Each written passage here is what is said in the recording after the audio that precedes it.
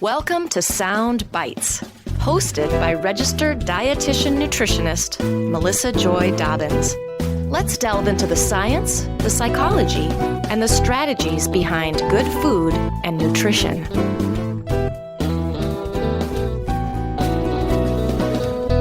Hello, and thanks for tuning into the podcast. As you may know, my audience is a mix of healthcare professionals and the general public. And while I delve into the science quite a bit on the show, I do try to make it digestible and meaningful for all listeners, regardless of their background. But if you're a dietitian or a diet technician, I want to make sure that you know about all of the continuing education opportunities through my podcast. I have about 3 years worth of free CEU activities that you can access through my website. And I also recently created a 15 CEU package for 1 whole year's worth of credits, including the required ethics credit that you can purchase. There's only 1 quiz to take, and you get 1 certificate for the 15 credits. I've provided over 30,000 free CEUs through my podcast, and I'm getting great reviews about the new 15 CEU course as well. So head on over to soundbitesrd.com/free CEUs to learn more. And if you're not a dietitian, now you know more about the continuing education requirements that dietitians have. Hello, and welcome to the Sound Bites podcast. I'm your host, Melissa Joy Dobbins, and the Nourish Child podcast, hosted by me, Jill Castle. Today's episode is a collaboration and a podcast swap with myself, Melissa, and Jill, and also our esteemed colleague and guest, Karen Collins. We are 3 registered dietitian nutritionists, and our topic today is focused on myths about soy foods. And just want to let our listeners know that this episode is not sponsored. And I'd like to start with just each one of us giving a short introduction of ourselves for those listeners who may not be familiar with one of us or all of us. I am a registered dietitian and certified diabetes care education specialist. I am the CEO of Sound Bites Incorporated, which is a food and nutrition communications business. And I'm the host of the Sound Bites podcast, which I've been doing for over 9 years, where I interview experts on a variety of topics and encourage and empower listeners to enjoy their food with health in mind. Jill, I'll turn it over to you. Sure. I am a pediatric dietitian of over 30 years, and I am the founder and CEO of the Nourish Child, which is a parent education website and a podcast as well since 2016. I am also an author, just publishing my 6th book called Kids Thrive at Every Size: How to Nourish Your Big, Small, or In-Between Child for a Lifetime of Health and Happiness. And Karen. I'm Karen Collins. I'm a registered dietitian nutritionist who focuses on translating nutrition research related to heart health, cancer, and their intersection. I'm nutrition advisor to the American Institute for Cancer Research, and I write nutrition research summaries for various publications and for my website, KarenCollinsNutrition.com. I love helping my fellow dietitians build their skills and confidence translating research, which I do through my Dietitians Only membership and as a provider of CDR-approved continuing professional education modules. Thank you both. And I'm so excited to have you both together on the podcast because I've had you both on my show recently, and I'm just excited to dig into these myths. So I'm just going to list out the 4 myths that we're going to cover, and then we'll dig right in and share some science. So the 4 myths about soy foods are: 1, soy increases risk of breast cancer. 2, soy causes male feminization. 3, seed oils are bad for your health. And 4, processed soy foods do not provide as many health and nutrition benefits as traditional soy foods like tofu and tempeh. And Jill is going to start us off with the first myth, which is the one that I just read, the processed soy foods. We're going to talk about the myths and some headlines and some insights and some research and some takeaways. So I'll turn it over to you, Jill. Perfect. So we're going to start with processed soy foods do not provide as many health and nutrition benefits as traditional soy foods like tofu and tempeh. So if you read the news, which I do, I'm always getting sort of the alerts for all the different topics that I'm interested in. I just want to read a few of these sort of headline news quotes, I guess, if you will, from all these different outlets. So the first one, ultra-processed foods, some more than others, linked to early death. This came out of Harvard. A second one, here are the ultra-processed foods you most need to avoid, according to a 30-year study. That was published by CNN. Could ultra-processed foods be the new silent killer? That came out of Florida Atlantic University. And for the last one, the riskiest of all processed foods. Quote, one of the most robust studies. Yahoo just published that 2 days ago. So what our job is to sort of present the research, and this is why we have Karen here, because she is such a good analytical brain around research, and she's going to keep us all on point with what the research is telling us about this. So what do you think about this, Melissa? So I'm going to share some insights before we dig into the research, and then we'll all kind of share our kind of thoughts and takeaways. But yeah, my head is already spinning from these sensational headlines that you've shared with us, Jill. So one of the insights that I pulled out that I'd like to share is from the 2024 Food and Health Survey by the International Food Information Council. I recently did a podcast episode on this survey, but one of the key findings in the executive summary of this year's survey was most people say they avoid processed foods to some degree, but only 1 in 3 are familiar with the term ultra-processed foods. Now, I will say that this is just about processed foods in general, not specifically related to soy. I do have a couple insights related to soy that I'll share. But I also wanted to say in the 2023 Food and Health Survey by IFIC, when people were asked, do you consider whether the food is processed before purchasing the product, 3 in 4 say they consider if a food is processed, and 6 in 10 try to avoid it. And also, when asked which of the following terms best define a healthy food to you, 23% chose the phrase minimal or no processing. Not to confuse things, but back to the 2024 survey, basically 8 in 10 people surveyed consider if a food is processed prior to purchasing it. So we're seeing people being aware of this term and perceiving it in a negative connotation. There was also a survey or insights by a company called Reputation Leaders. This is an online survey. In May of 2023, they asked people, do you have any concerns that prevent you from purchasing or consuming soy-based products?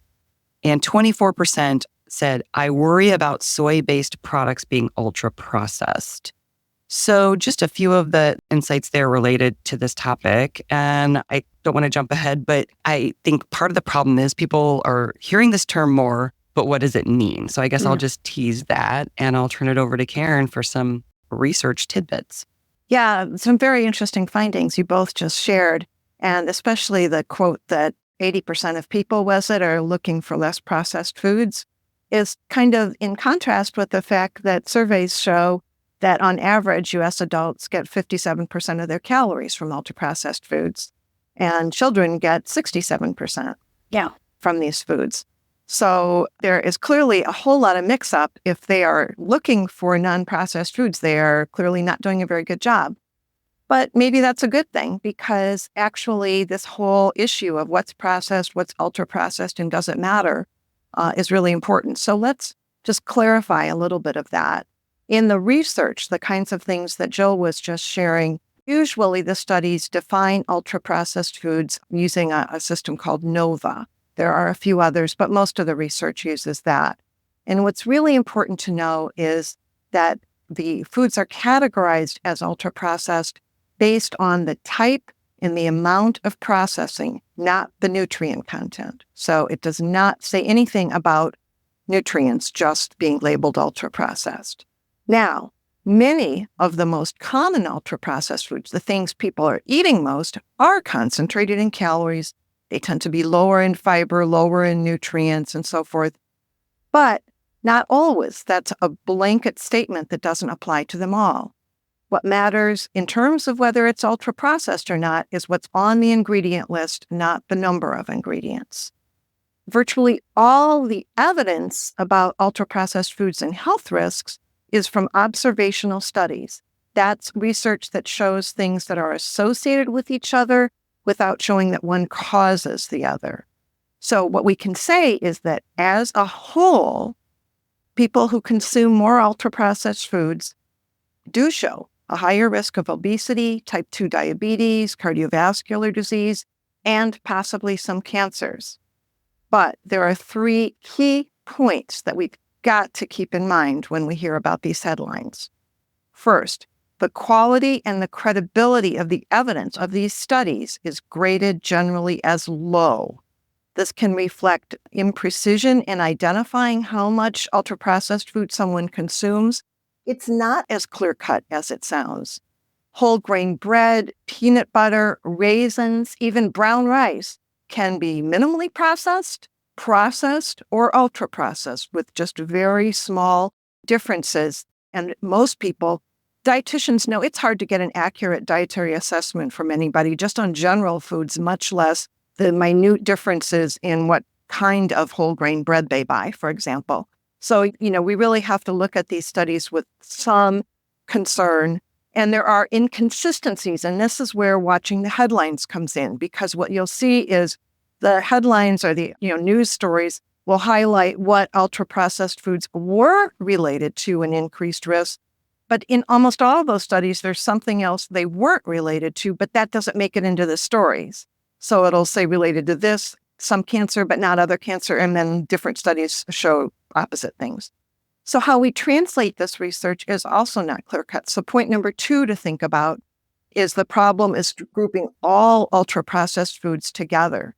Now, studies show that when we look at people who consume high amounts of ultra-processed foods, generally what they are eating more of is more sugar-sweetened beverages, more French fries, fast food, commercial desserts like candy, cookies, cakes, more processed meats, more packaged salty snack foods, and ready-to-eat or eat meals. So when we see the relationship to health, the associations, remember that those are the foods they're eating. So that doesn't necessarily mean that other foods that are ultra-processed, like a whole grain cereal or a veggie burger or a unsweetened soy milk, they are technically defined as ultra-processed, but that is not what those people are generally consuming a lot of who are showing health risks. Third, we have to consider confounders, other things that are part of these diets. So what is a diet like that's high in ultra-processed foods? Are they controlling for calories because the ultra-processed foods that most people are choosing may be higher in calories? Now, some studies, they do it as a % of calories, but it is important to consider that. We have to look at diet quality. So if you're eating more of these major ultra-processed foods that are what people are consuming, what are they not eating? What is it replacing? Generally, the diets that are high in ultra-processed foods are low in vegetables, lower in fruits, lower in whole grains than is recommended for health. And we have to ask, is it the foods that are the problem, or is it that many of these are very accessible? And having many of these types of ultra-processed foods, the snack food kinds of things, around all day, is it promoting all-day snacking and basic overeating? That's all part of the dietary pattern that goes with high ultra-processed food consumption. Can I ask you a question, Karen, and Melissa, you too? So NHANES does, these data among youth in terms of consumption of ultra-processed foods has shown that 67% of total energy intake is coming from ultra-processed foods. This is NHANES cycled data. And when we think about sort of the way we classify ultra-processed foods, in that can in and of itself be a little problematic to interpreting this information. Mm-hmm. I mean, what's your sense of that? Because, these massive organizations are doing this retrospective analytical analyses and, basing it on NOVA classification, presumably, correct? Most of them do, and they generally will say in the study, most of them do use NOVA. And that's kind of what I was getting at when talking about the inaccuracies of dietary assessment. There are some foods that if I ask you how often you consume potato chips, for example, that is an ultra-processed food. And there's really not any question like, I don't know the nuances of if it's baked or fried or what oil they're using. It's an ultra-processed food. Right. And so for most people, because of the choices, again, what we're seeing, a lot of the studies don't show what foods people were selecting, but some studies in the supplemental data, you can go and you can see what ultra-processed foods were they eating. And almost inherently, most of them, it's high sugar sweetened beverages, it's the packaged sweet or salty snack foods, it's those kinds of products. And so in that sense, they probably are capturing the people who are eating the most ultra-processed foods. There's a few foods that are vague. So, for example, some of those examples I gave you of whole grain bread or peanut butter, which could be ultra-processed, could not be. But for most people, that's going to be a smaller part of their diet. So, I mean, you can niggle over whether it's exactly 57% of calories or whether it's 45 or 60%.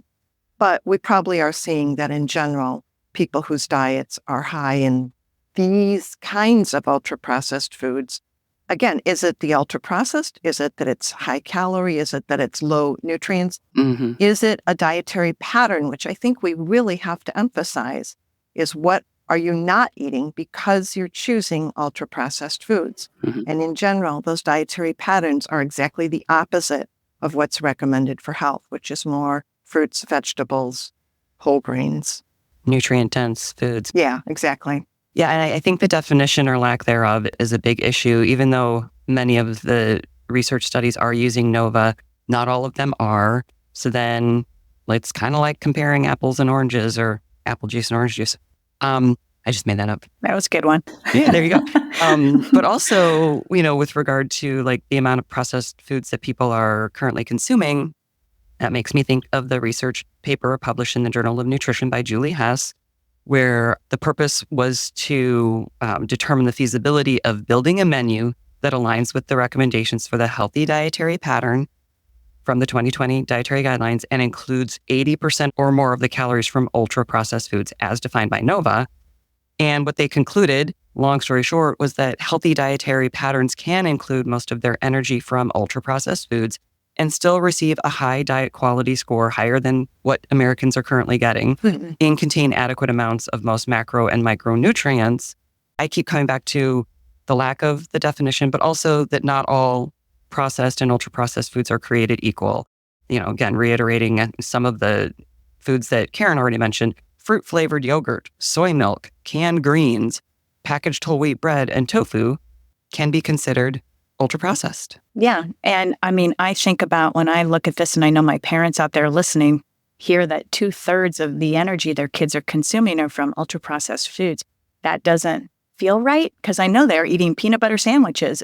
Peanut butter sandwich would be considered ultra-processed, right, by these definitions. Mm-hmm. And so that nuance around the nutrient content is very important, I think. I agree.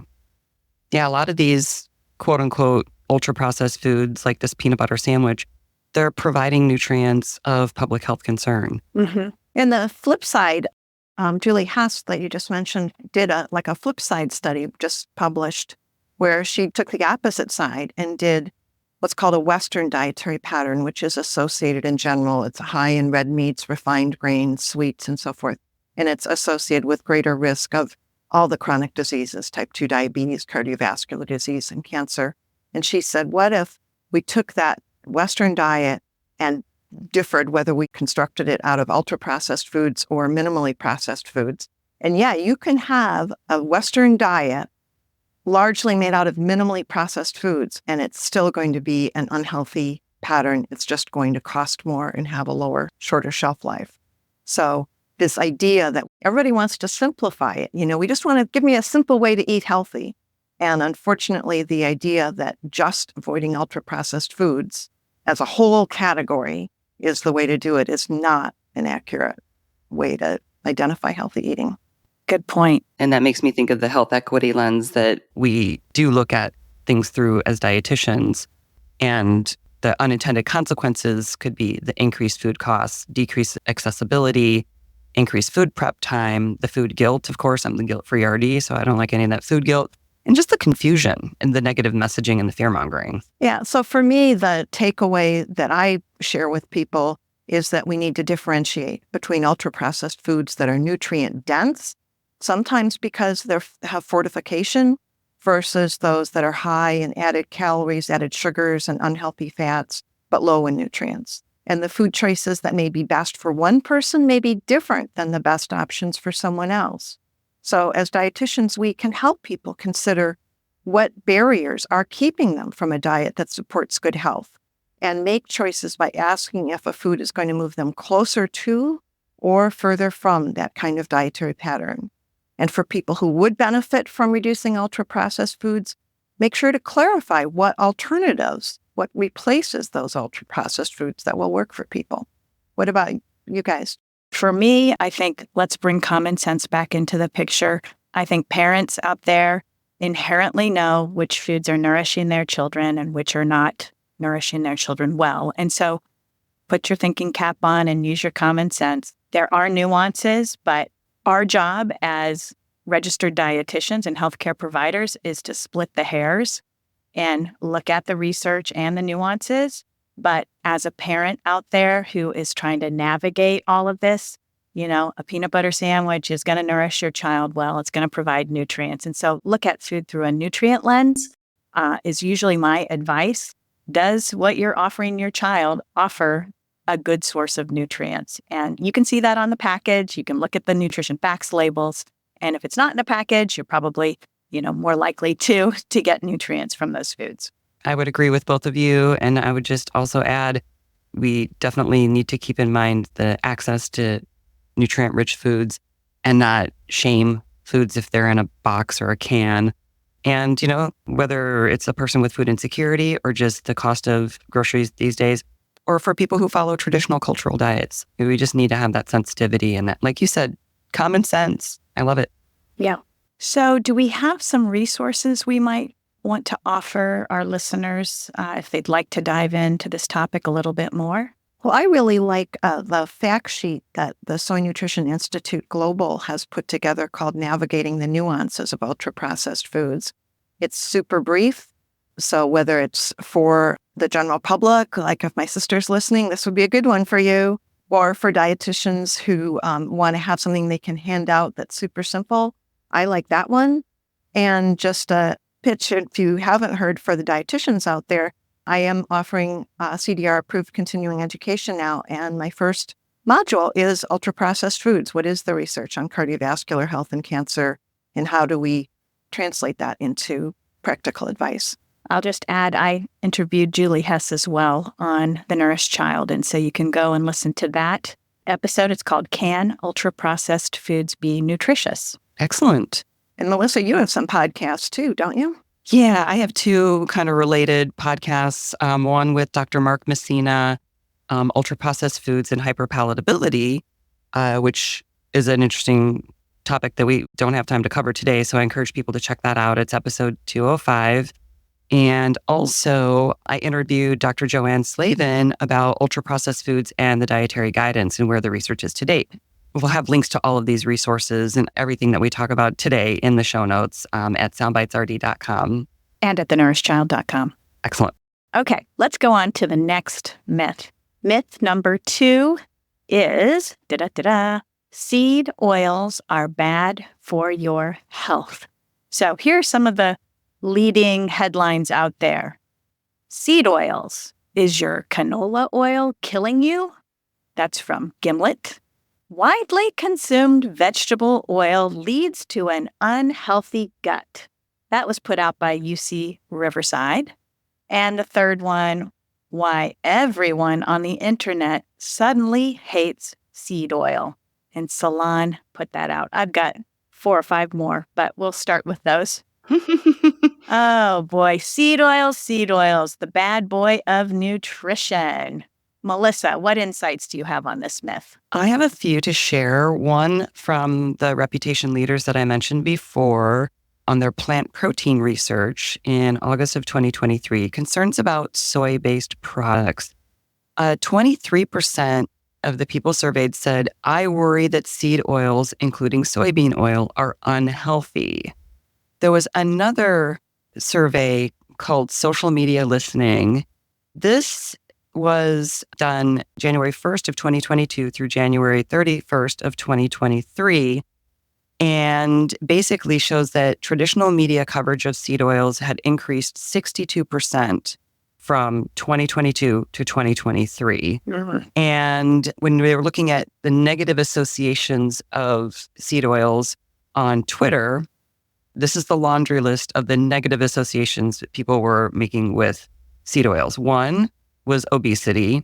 The second one was inflammation. The third one was heart disease. The fourth one was diabetes. Fifth was cancer. And the sixth was testosterone. Everything causes obesity today, right? Mm-hmm. See, for me, this is a classic example of what I don't like about having so much information on the internet. Yeah. What happens is something comes out years and years ago. It's debunked by sound science, but once it's out on the internet, it just goes round and round and round, and you have it picked up by people who don't know nutrition science and keep circulating it, thinking they're doing good stuff. And it's really unfortunate because this is very outdated information that's being circulated. These fears that omega-6 fatty acids, a lot of that involves the fears that they promote inflammation. So let's just dive into that. It's coming from the fact that these omega-6 fatty acids are high in linoleic acid, an essential omega-6 PUFA, or polyunsaturated fat. And yes, if we look at it, a metabolic pathway, we can see that it can form gamma-linolenic acid and then arachidonic acid. And arachidonic acid is the bad boy in these headlines that can give rise to a range of compounds, including some that are considered to be pro-inflammatory. But that is looking at one tiny piece of a 1,000-piece jigsaw puzzle. Here are 3 points that I think are really important on this that often get overlooked.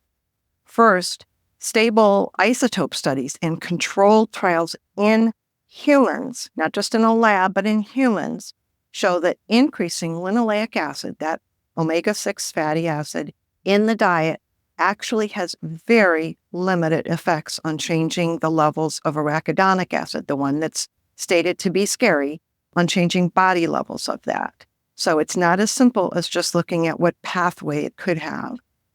Secondly, this arachidonic acid that's labeled as the bad boy does not only form inflammatory metabolites, it's also the precursor to important anti-inflammatory metabolites and mediators that resolve inflammation.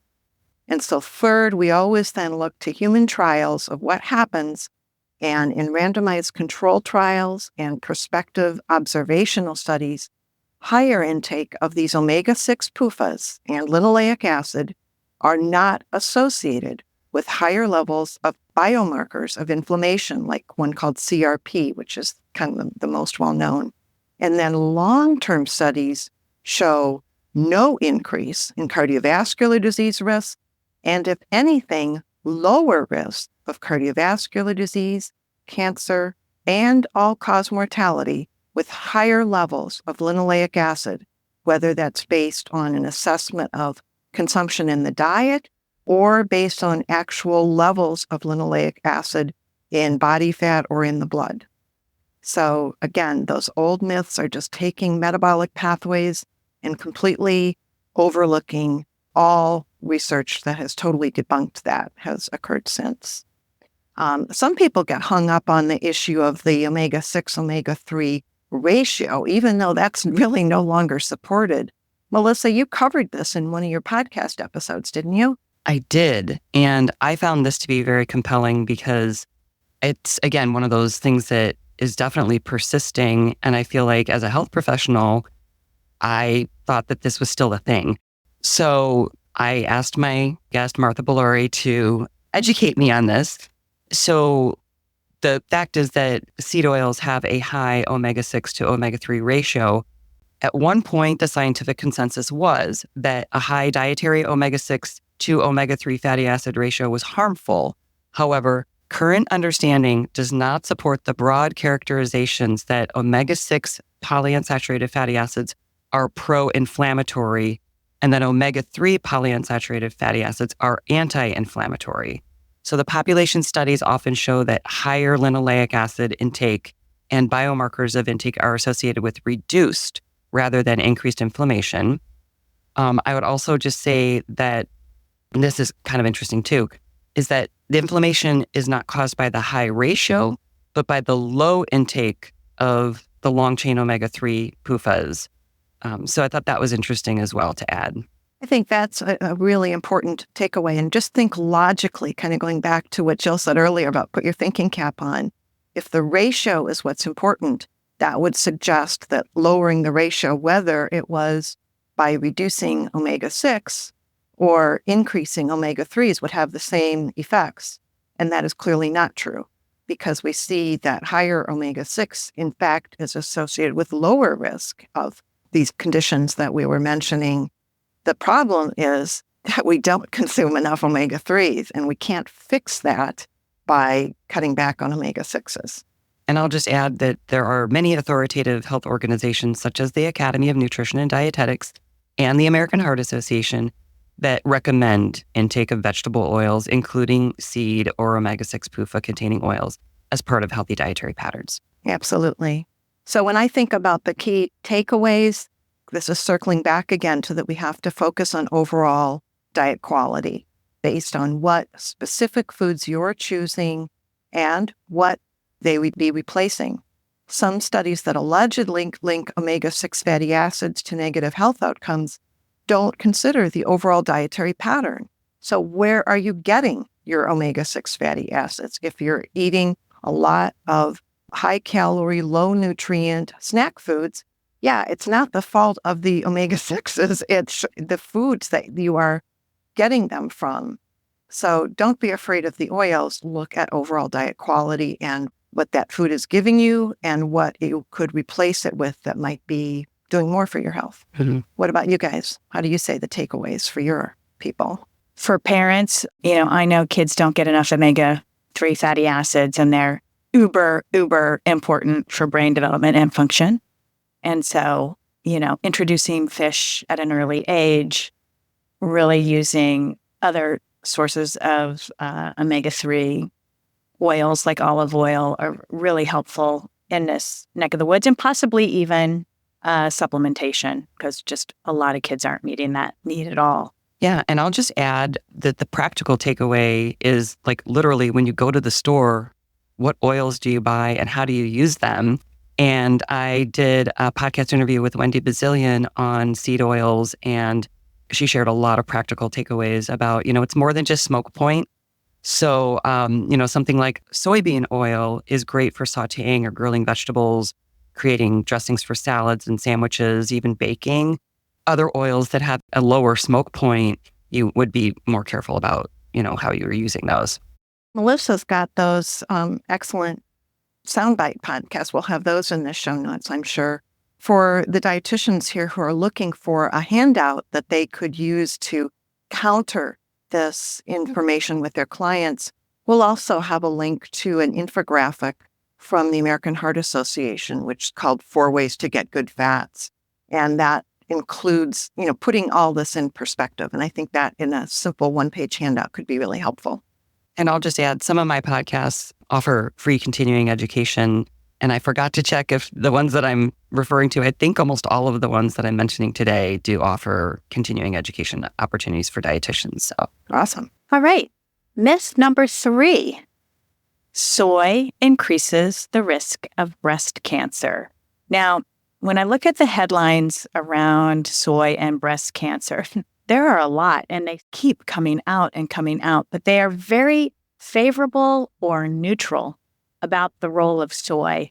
But as you pointed out, Karen, when we were pre-planning this, the interesting point here is that even though a Google search will show headlines that are generally neutral on soy, there are still tons of fear and information being passed along, calling for caution or avoidance, particularly after ER-positive breast cancer, which you're going to talk about a little bit. But here are some of the headlines that are popping up. Does soy affect breast cancer risk? That's out from Cleveland Clinic. For breast cancer survivors, Eating soy is tied to a longevity boost. That's out of NPR. And then just picked this one up today. Does breast cancer feed off of soy? That's out of Nebraska Medicine. So again, these headlines can alert us to what people are thinking and what the trends are, but also convey sort of the fear and misinformation that's out there. So, Melissa, you were going to share some insights about this. Yes. So going back to the Reputation Leaders survey on plant protein research from 2023, when people were asked about concerns about soy-based products, 26% said, I worry about the risk of breast cancer. And 24% said, I worry about soy's estrogen mimicking effects. There's another survey conducted by Soy Connection that looked at soy-related concerns professionals hear from their clients. And when it came to breast cancer, they were comparing the concerns from 2022 to 2023, and they saw a significant increase in concern. So in 2022, 34% of health professionals said that they're hearing soy-related concerns from their clients. In 2023, it was up to 47%. And again, that was a significant increase from year to year. For sure. So much fear. And for many people in the population, by what you saw in the Google search, Jill, this may not resonate. But I can tell you, as nutrition advisor to the American Institute for Cancer Research, for people who feel that they're at risk of breast cancer or who have had a diagnosis of breast cancer, or health professionals who work with people who have had breast cancer, there is a huge amount of concern and a whole lot of misinformation. The first and most important thing to understand, all of this is stemming from the concept that soy foods have natural plant compounds called isoflavones, and they have been categorized as phytoestrogens, plant estrogens, because they have a chemical structure that's similar to human estrogen. But honestly, if you do one thing, please stop using the term phytoestrogen. Technically, that's true. Their structure is somewhat similar, but they don't act like estrogen in the body. They function very differently. And just using that term is what sends the red lights flashing and the fear going for people. So let's look behind the headlines on 3 fears related to this. First, where did all this even start? The fear started with rodent studies, where breast cancer cells were implanted in mice, and then when they were exposed to isoflavones, that tended to fuel the growth of those cells. Well, what we didn't realize at the time, this was decades ago, rodents don't metabolize isoflavones like humans do. So this resulted in blood levels way beyond what humans would get from consuming soy foods. And at the time, we didn't have human studies. Now we have human randomized control studies, and soy protein powder or soy isoflavone supplements. Often the studies use isolated soy isoflavones so that they can have exactly controlled equivalent doses provided. And these show absolutely no effect on markers of breast cancer risk, like hormone levels, like markers of breast cell growth, or breast density. Okay, so there's no evidence, in other words, from humans that soy promotes breast cancer risk. But that leaves still a lingering fear for people after a breast cancer diagnosis. And here we have several forms of evidence. Population studies consistently show no increased risk for breast cancer survivors who consume soy foods. And in fact, the 2023 AICR WCRF, American Institute for Cancer Research, CUP Global Report on Breast Cancer Survivors rated evidence limited, suggestive that soy food consumption is associated with greater survival and decreased recurrence. And that includes in women who had estrogen receptor positive cancer. And what's really interesting is that the link to overall survival, so it was associated with lower breast cancer mortality, but also lower overall mortality. And that lower overall mortality may reflect a role for soy foods in eating habits to benefit heart health. Because for people living with and beyond breast cancer, heart health is actually a very big concern. And soy foods, as we've said, provide unsaturated fat, which reduces LDL cholesterol when it replaces saturated fat. It's a way to have plant protein as people cut back on red and processed meats, and may help lower LDL cholesterol. So the evidence does not, let me say this again, is not strong enough to support advocating including soy foods to reduce the risk of recurrence or mortality. The evidence graded limited suggestive is a call for more research, not a call for recommendations. But it does allay the fears that there's increased risk. So we've talked about risk of breast cancer. We've talked about outcomes after breast cancer. And the third aspect of these fears is, so tofu and tempeh are okay, but what about those foods with soy protein or soy fiber added, these isolated pieces? Here, I think the concern is that people are assuming that these isolates concentrate isoflavone. So they're picturing getting massive doses of isoflavone beyond what's identified as safe. What they don't know is that actually it's just the opposite. The isoflavone content of isolated soy protein or fiber is dramatically lower than whole soy foods. So if you see a protein bar or a cereal or something like that has these isolated bits of soy added, it will be lower in isoflavones than a serving of traditional soy foods like tofu or soy milk or something. So the key point is that whole soy foods, when we look at things like tofu and tempeh and edamame and soy milk, contain a whole variety of nutrients and many phytocompounds, not just isoflavones, and dietary fiber in many of them. And as a whole, these combine to contribute to health. Just remember that when you pull out only protein or only fiber, that boosts the protein or the fiber in that food, either for nutrient or maybe it's just there for food texture benefits. So it doesn't bring the whole range of nutrients found in soy foods.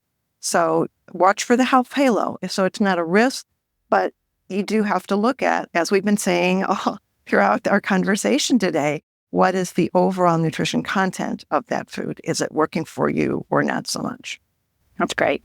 I think of my audience, and obviously we're talking about mothers, right, who might have some of these fears. And I think you did a really good job of allaying some of these issues that are out there and common fears that women have in general. But I know moms are really busy and they don't always get the information that they need when they need it. And so I think it was very helpful, Karen, the way that you just kind of went through each of these major fears and debunked some of them and provided the information that's needed to sort of continue to operate in life. So those who are listening, make sure you share this episode with your other mother friends, because other moms are concerned about these issues.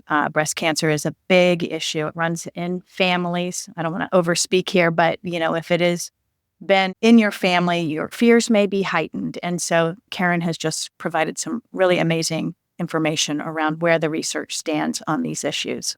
And I'll just add, my audience is a mix of health professionals, mostly dietitians, but also the general public. And I think this is a perfect example of how I feel many times, and many of my dietitian listeners feel like, I know I shouldn't worry about this, but I don't know how to communicate that to my patients and the public. Thank you, Karen, for helping us with that. And that's something I try to do in my podcast, is bring on experts who know the science and know how to, beyond not worrying about it, how do I help spread that good, positive communication? Yeah, and I think we really have to, lean into the fact that there is so much misinformation, and behind that misinformation is fear. So whether you're just someone who's interested in nutrition or a health professional, I urge you to check out the resources in our show notes here, because you'll find a very short piece from the American Institute for Cancer Research blog that pulls together what is the current information on these myths and misconceptions about soy and breast cancer. It's a short read, an easy read that you can refer, anyone to. for health professionals who'd like a deeper dive in understanding why these fears aren't justified. I do have a more in-depth review of the research on my website at Karen Collins Nutrition, and we'll have the link to that in the show notes. And if you want to hear from a panel of experts, the Soy Nutrition Institute Global actually did a webinar. I was one of the speakers, along with two other experts, including Larry Cushy from the Pathways study, which has got some fabulous data. And we'll share the link to that in the show notes too. Awesome. Thank you. All right, we're going to head into our fourth and final myth, which is soy causes male feminization. And I have a personal story about this because when I took my son for his 11-year-old checkup, he had breast buds. And I was like, what is this? And the pediatrician was like, this is completely normal. It's called gynecomastia. And it is a condition that oftentimes happens in puberty. But I had a freak out moment at that time. And just as a follow-up, if you see my son walking around, no, he doesn't have man boobs. That all resolved with time. But this myth is out there. And the headlines that keep perseverating, things like, are soy boys real? That came out from the Daily Mail. Why men are afraid soy will turn them into women. That came out of the Atlantic. Some nutty things out of the Washington Post. Does drinking soy milk cause men's breasts to grow bigger? So you can see some of these headlines are so, they just get you. They like tap right into your fear. Talk about clickbait headline. Wow. 100%. So Melissa, what kind of insights do you have on this topic of soy causes male feminization? Yeah, I just have one quick one. It's by that same Soy Connection survey that I mentioned last time with the breast cancer. And the question was regarding hormonal effects in males. And again, this is soy-related concerns that professionals hear from their clients. In 2022, 12% reported that they're hearing questions about hormonal effects in males. And in 2023, 14%. So a little bit of an increase, not a significant difference, not nearly as high as the breast cancer concerns. Yeah. So we know, and I'll just lead in before Karen, you're going to share the research as you know it, but in terms of puberty and boys, we know that there can be an imbalance between estrogen and androgen activity during puberty. This is very, very common. It's typically transient. It resolves within several months, and it can be caused by other conditions that your child might have. So it's not something that you want to ignore. If you're noticing it, you should talk to your pediatrician about it and just make sure there aren't any other endocrine diseases or disorders that are occurring. But for the most part, between the ages of 12 and 16, about half of boys will experience gynecomastia in one or both of their breasts.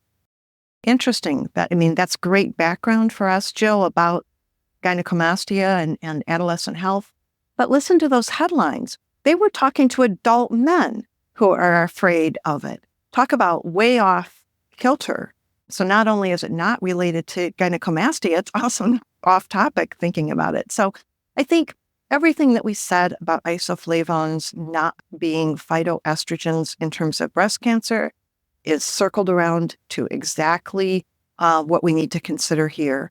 Isoflavones are not estrogens. They don't act like estrogens in the body. And we have, again, I'll break it down into three sort of fears people might have on this ground. First, they might, because they're tying isoflavones and estrogens, think of it raising hormone levels in the body. And yet we have a meta-analysis of 41 different clinical trials, mostly from Western populations. And they found no effects of soy or isoflavone consumption on levels of reproductive hormones in men. So it's not going to change male hormones. Secondly, there's 2 placebo-controlled clinical trials that evaluated the effects of isoflavones on breast tissue in men, and neither of them found evidence of gynecomastia. So don't look there. And then, what about circling back to the whole hormonal milieu? Is it somehow affecting hormonal effects? And although research is limited, it suggests that soy does not exert any hormonal effects in children or affect pubertal development. And for the adult men out there who are thinking it's somehow going to affect their fertility, it has been in studies of men that were undergoing in vitro fertilization, intake of soy foods or isoflavones was not related to fertilization rates or other fertility measures. So it doesn't change your hormones, it doesn't lead to gynecomastia, and it doesn't change your fertility. For me, the takeaways here are that we need to lean into the best available science and not just the quick answer of, phytoestrogens. Make decisions based on what you think makes sense in healthy eating, not based on isolated compound fears. Melissa, Joe, what do you think is the most important message to allay these unfounded fears? I mean, I think for children in puberty, their bodies are changing so rapidly and immensely. Just check in with your pediatrician. They know what's normal, what's not.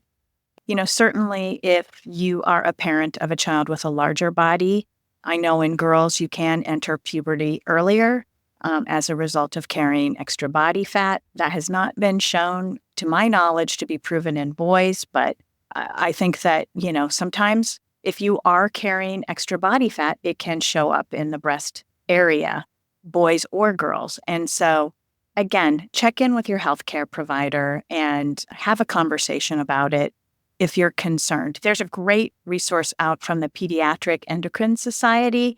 It's a PDF download. We'll include it in the show notes, but it does go through puberty and gynecomastia.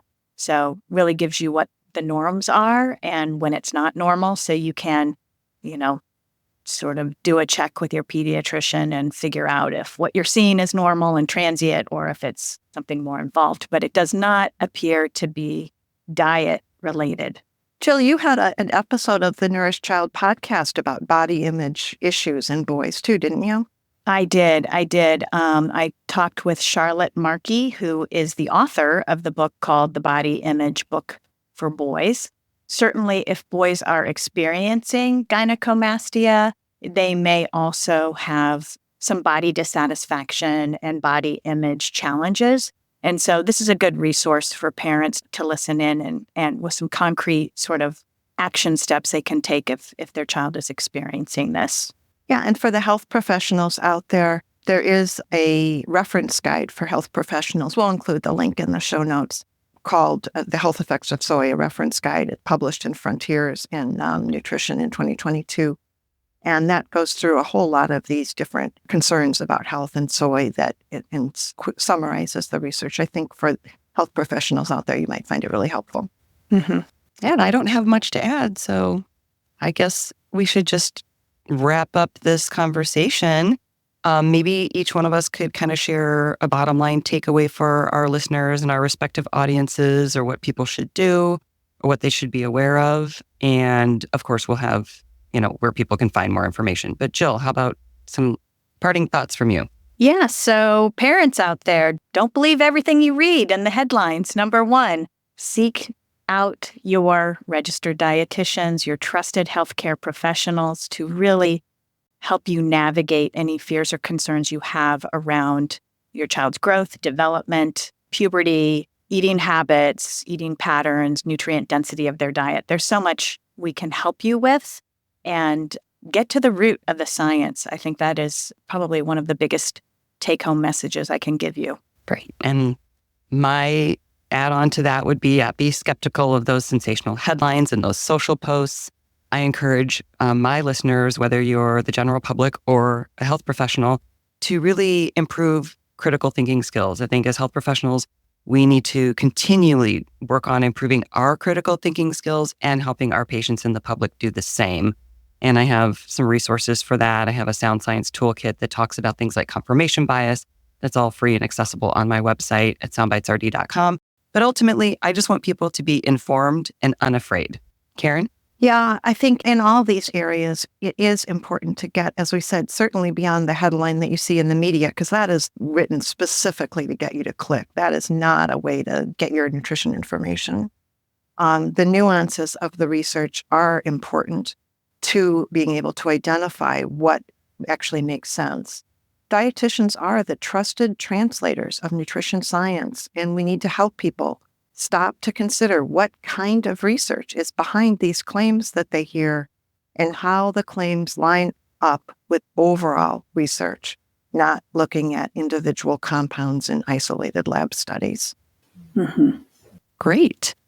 Well, as I've said, all the resources will be in my show notes at soundbitesrd.com, but also at Jill's show notes at thenourishedchild.com. Yes. And I mentioned my Sound Science Toolkit. Karen, I think we've shared a lot of resources, but was there any one in particular that you also wanted to kind of highlight as we are parting ways here? Well, I'd love for listeners to subscribe to my news list. You can go to my website, KarenCollinsNutrition.com, and check out any of the research reviews on topics that interest you.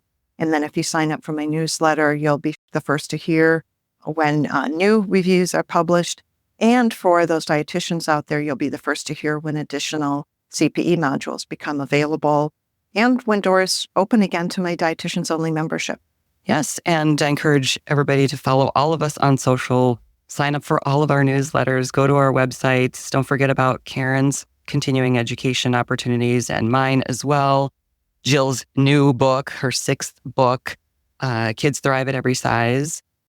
Thank you again for tuning into this episode. If you liked it, share it with a friend or a family member. Tell a coworker about the podcast, both of the podcasts. And as always, enjoy your food with health in mind. Till next time. And remember, give that child in your life a loving squeeze today. Bye for now. For more information, visit soundbitesrd.com. This podcast does not provide medical advice. It is for informational purposes only. Please see a registered dietitian for individualized advice. Music by Dave Burke, produced by Jag and Detroit Podcasts. Copyright Soundbites Inc., all rights reserved.